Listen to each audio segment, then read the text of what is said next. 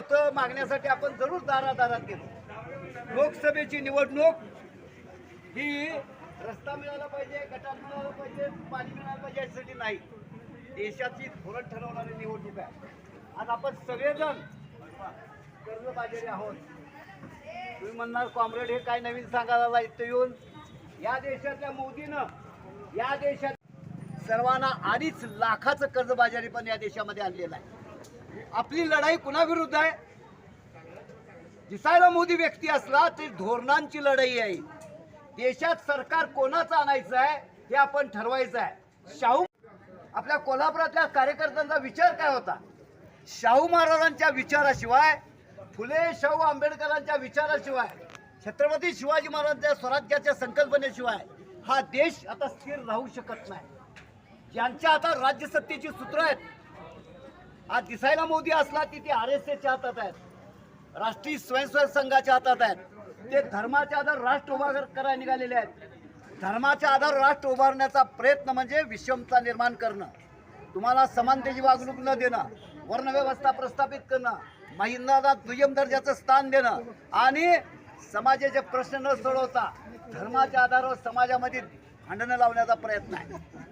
काल शाहू महाराजांचा विचाराचा प्रभाव किती असतो त्याचं एक उदाहरण सांगतो तुम्हाला। काल मोदीनं भाषण केलं, कोल्हापूरच्या अंबाबाईला महालक्ष्मी करण्याचा सातत्याचा प्रयत्न आहे। मोदीला काल पहिल्यांदा अंबाबाई म्हणावं लागलं, हे शाहू महाराजांच्या विचाराचा विजय आहे। महालक्ष्मीची अंबाबाईची महालक्ष्मी परत अंबाबाई करणं ही एक सांस्कृतिक लढाई आहे। इथले काही लोक म्हणणार कॉम्रेड कॅसेटही लावा लागल्यात, हे तुम्ही वेळेत न ऐकल्यामुळं नको त्यांच्या हातात राज्य सत्तेची सूत्र झालेली आहेत आणि त्यांच्या हातातनं हिसकून घेण्यासाठी बहुजन समाजाला एकत्र आलं पाहिजे। बहुजन समाजामध्ये भांडणं लावण्याचा प्रयत्न मोठ्या प्रमाणात होतोय।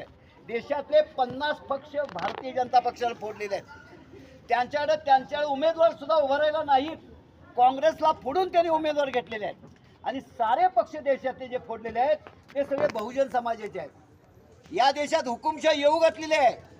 2 मुख्यमंत्री देशात तुरुंगात आहेत, दिल्लीचे केजरीवाल आणि सोरेन, झारखंडचे सोरेन, हे दोघं मुख्यमंत्री, त्यांना ऑफर होती खोके किती पाहिजेत, होय म्हणा, ते नाही म्हटले, तुरुंगात गेले, पण ऐकले नाहीत। या आंबेडकरचा विचार आज जिवंत आहे, हे प्रतीक आहे। तुम्हाला सांगतो, शाहू फुले आंबेडकरच्या विचाराशिवाय पर्याय नाही। बहुजन समाजाचे सगळे कार्यकर्त्यांना माझी विनंती आहे, जरांगे पाटलाचं आम्ही अभिनंदन करतो एवढ्यासाठी, त्यानं मोठे मोर्चे काढले, प्रश्न सुटला नसेल पण बहुजन समाजाला वाचायला शिकला। आज शिवाजी महाराजांचा खरा इतिहास बहुजन समाजात समजून घ्यायला शिकला आणि शिवाजी महाराजांचा इतिहास सुद्धा गलित करण्याचा प्रयत्न आहे, त्यांच्या विरुद्धची आपली लढाई आहे। व्हिटॅमिन B कॉम्प्लेक्स लई पचत नाही, मला माहिती आहे, मागं हात लावल्यावर काही समोरचे लोक आणि ते न पचल्यामुळे घोटाळा झाला, नको ते रस्त्यावर आले एवढं लक्षात ठेवा।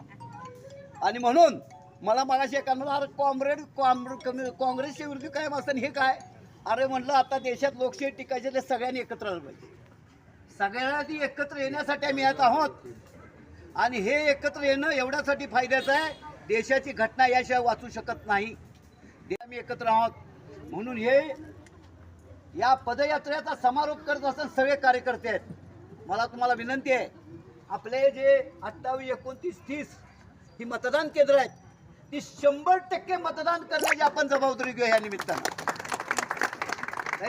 कामगार चळवळीला सुद्धा दिशा देण्याचा प्रयत्न या लोकशाहीशिवाय पर्याय नाही। म्हणून आजच्या पदयात्रेत भागीदारी करणाऱ्या सर्व कार्यकर्त्यांना विनंती आहे, इथून पुढचा 7-8 दिवसाचा काळ जागृत राहिलं पाहिजे। कुणाचे शब्द येतो बघायला लागलो केडे, ज्यांना टायगर म्हटलं जातं, दिल्लीत पत्रकार आहेत, चळवळीतनं तयार झालेले आहेत। आता व्हिडिओ जर त्यांचे बघितले, महाराष्ट्रात सर्वात हायेस्ट व्हिडिओ त्यांचे चालतात, म्हणून त्यांची सभा आम्ही उद्या ठेवलेली आहे की राजकीय पक्षाची नसली तरी राजकीय पक्षाला उपयोगी, नव्या निवडणुकीला उपयोगी अशी ठेवलेली आहे। त्याही कार्यक्रमाला सर्वात भागीदारी कराल अशी अपेक्षा व्यक्त करतो आणि आपल्या सर्वांच्या वतीनं, राजांच्या वतीनं आणि इंद्रजित बोंद्रेंच्या वतीनं आणि त्याच्या कुटुंबियाच्या वतीनं आपल्या सर्वांचे मी आभार मानतो आणि या ठिकाणी सभा संपल्याचं जाहीर करतो।